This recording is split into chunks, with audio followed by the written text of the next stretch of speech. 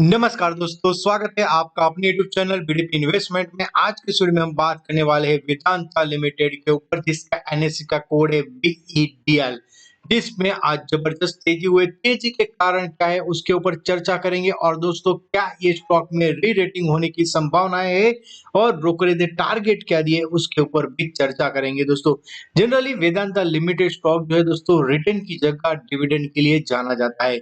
क्यों? तो यहाँ पे थोड़ा सा समझने की कोशिश करते हैं। पहले 28 अगस्त में दोस्तों यहाँ पे आप देखेंगे डिविडेंड जो दिया है 20 रुपए का डिविडेंड। दोस्तों 2024 में दोबारा 4 रुपए का डिविडेंड और 2024 में तो यहाँ पे आप देखेंगे तकरीबन दोस्तों 24 और 11 यानी कि 35 रुपीस का डिविडेंड यहाँ पे वेदांता ने दिया है 2024 तक।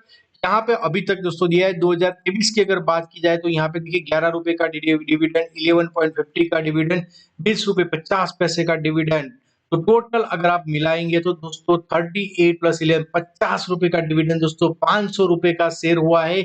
बहुत ही बढ़िया है। और 50 रुपए का अगर डिविडेंड देता है तो ऑलमोस्ट 10% बैंक एवरेज से भी ज्यादा रिटर्न वाला देने वाला स्टॉक। और वहां पे अगर री रेटिंग की संभावनाएं है, वैल्यू अनलॉकिंग की संभावना है, तो आपको जरूर से ध्यान रखना चाहिए। न्यूज के ऊपर चलते हैं सीधा दोस्तों। तो न्यूज जो है, share of Vedanta limited climb हुआ है। Mining giant updated stock exchange about the release of encumbrance over its shares by parent Vedanta Resources through its subsidiary Twin Star Holding, Welter Trading, and Vedanta Holding Mauritius, and Vedanta Holding Mauritius 2, and Vedanta Netherlands Investment। News क्या है थोड़ा सा और detail में जानने की कोशिश करते हैं। और एनक्वायरीज वेल्थ जो है दोस्तों, उन्होंने अभी वेदांता का टारगेट डिसाइड किया है 560 का, जो काफी बड़ा टारगेट बोला जा सकता है दोस्तों। और Vedanta Resource Finance 2 PLC, a subsidiary of VRL, has issued 1.2 billion दोस्तों 13.875 guaranteed senior bonds originally due 2025 and extended to 2028, guaranteed by VRL, Twin Star, and Welter.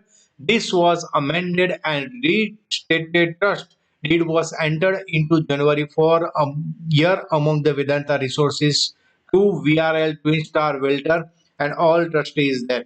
तो ये दोस्तों बड़ी बात है दोस्तों ये बॉन्ड के लिए। और जो उन्होंने जिसको ट्रस्टी नियुक्त किया है वो है Citicorp International, act as a trustee of that bond.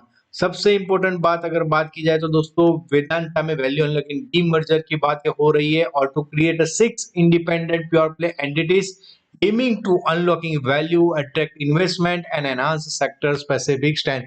दोस्तों अगर ये बात होती है तो यहाँ पे बहुत बड़ी मोमेंटम होने की संभावनाएं हैं। और इनका बोलना है कि दोस्तों जो सारी बेनिफिट है वहां पे फोकस स्ट्रेटेजी होगी, कैपिटल एलोकेशन होगा और मैनेजमेंट ऑटोनॉमी होगी, जिसकी वजह से इंडिपेंडेंट ऑपरेशंस की वजह से यहाँ पे ग्रोथ लॉन्ग टर्म काफी हो सकता है। वैसे अगर बात करें वेदांता का जो अभी मार्केट कैप है 1.8 लाख करोड़ का है, और वो पोटेंशियली 3 लाख हो सकता है पोस्ट मर्जर। दोस्तों इतना बड़ा मार्केट कैप अगर हो जाएगा तो यहाँ पे दोस्तों स्टॉक में भी मोमेंटम देखने की संभावनाएं हैं। अगर यहाँ पे बात करें पिछले 5 दिनों के मूवमेंट में तो 10% का रिटर्न है। एक मंथ के अंदर 5.78, 6 मंथ के अंदर 11.45% का मोमेंटम है। एक साल के अंदर दोस्तों देखा जाए पैसा डबल हुआ है और साथों साथ डिविडेंड भी तगड़ा मिला है। दोस्तों 5 साल के अंदर रिटर्न की बात की तो 253% का रिटर्न है। और over the longer period of time 14,391% का रिटर्न है। दोस्तों एक जमाने का पेनी स्टॉक अब तो दोस्तों जो प्राइस था उससे भी कई गुना डिविडेंड दे रहा है। तो बहुत ही बढ़िया स्टॉक। अब चार्ट क्या बोलता है उसके बाद फंडामेंटल के ऊपर नजर डालेंगे। यहाँ पे चार्ट के ऊपर आप देख सकते हैं लाइफ टाइम हाई के आसपास ट्रेड कर रहा है। 500 अबव क्लोज आया है दोस्तों। पिछली बार जब क्लोज आया था तब दोस्तों 523 तक गया था दोस्तों। तो क्या यहाँ पे जाने की संभावना है? वॉल्यूम काफी अच्छा है, न्यूज भी अच्छा है। अब देखते हैं आगे के ट्रेडिंग सेशन में क्या होता है। 521 के ऊपर क्लोजिंग आता है दोस्तों और 525 के अगर दोस्तों तकरीबन क्लोजिंग आएगा तो यहाँ पे एक नई स्काई इज द लिमिट वाला सिनारियो हो जाएगा दोस्तों। और कंपनी काफी टाइम से एक साइड जोन में चल रही थी, अब एक दोबारा मोमेंटम दिख रहा है। फंडामेंटल हमें क्या बता रहा है? स्टॉक का पी है 19 का है, बुक वैल्यू 95.9 है और दोस्तों आरओसी की बात करें तो 20.9% है, आरओई 10.5%, फेस वैल्यू 1 का है। डेब्ट टू इक्विटी जो दोस्तों कंसर्न रहा है इस कंपनी के लिए वो है 2.13। डेब्ट बहुत ही ज्यादा है दोस्तों 79,808।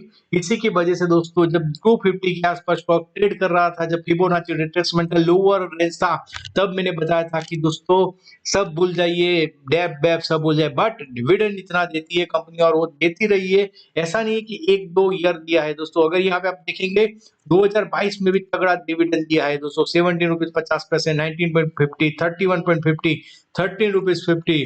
तो यहाँ पे देखिए दोस्तों इस स्टॉक को बार बार डिस्कस इसलिए किया जा रहा है अपने चैनल के ऊपर क्योंकि यहाँ पे डिविडेंड देती है दोस्तों। 2020 में जब दोस्तों कोरोना के बाद रीलिस्टिंग की बात कर रहे थे ये लोग, बट होने नहीं दिया बड़े इन्वेस्टरों ने, और तब 100 रुपीज के आसपास था, तब भी हम डिस्कस कर रहे थे स्टॉक को कि यहाँ पे बहुत ही बढ़िया मोमेंटम है। कैश इक्विवेलेंट की बात करें तो 10,000 करोड़ है। तो क्या आपको लगता है दोस्तों क्या यहाँ पे वैल्यू अनलॉकिंग होगी या नहीं? आप मुझे कमेंट करके जरूर से बताइए। कोल इंडिया का अगर पी की बात करें तो 7 का है, वेदांता दोस्तों प्राइवेट कंपनी है तो 18.96 है, एनएमडीसी 11 है, लॉयड मेटल्स की अगर बात करें तो 37.51 है, जीएमडीसी 18.25 और संदूर मैग्नीज 20.37। दोस्तों यहाँ पे मार्केट कैप बहुत ही बड़ा है और उस हिसाब से पी वैल्यूएशन ओके बोला जा सकता है क्योंकि यहाँ पे डिविडेंड भी काफी देती है कंपनी।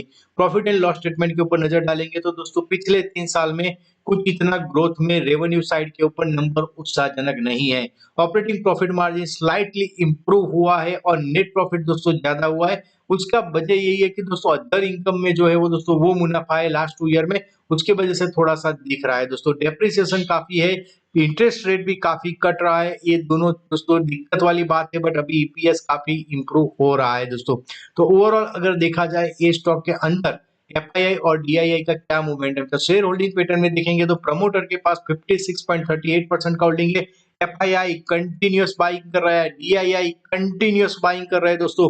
देखिए डीआईआई यहाँ पे आप देखेंगे 9.98% का जून 2023 में होल्डिंग था और डीआईआई फिर 10.59% का holding, 11.90%, 13.15 continuous upside FII buy कर रही है, डीआईआई भी बाय कर रही है और पब्लिक के पास होल्डिंग अभी 15.64 है। तो यहाँ पे आप ओवरऑल देख सकते हैं कि दोस्तों म्यूचुअल फंड और फॉरेन निवेशक है जहां पे बहुत ही बड़ा इंप्रूव कर रहे हैं। लाइफ इंश्योरेंस कॉर्पोरेशन की बात करें तो जिसका होल्डिंग 7.47 है, ऐसा है आईसीसीआई म्यूचुअल फंड का जो होल्डिंग है वो। ये वीडियो को एजुकेशनल पर्पस के लिए बनाया गया है और अगर आपको वीडियो अच्छा लगे तो लाइक कीजिए, शेयर कीजिए, सब्सक्राइब कीजिए। मिलते हैं नेक्स्ट वीडियो में। धन्यवाद दोस्तों, थैंक यू वेरी मच।